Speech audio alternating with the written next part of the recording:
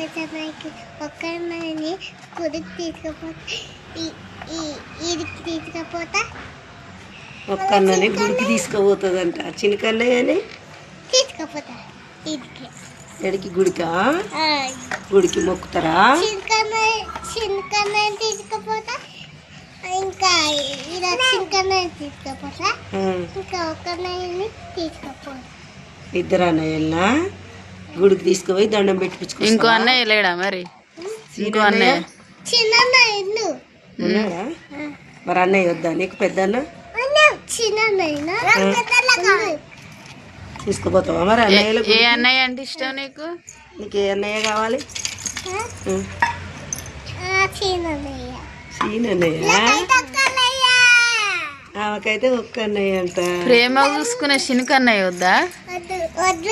అయ్యో.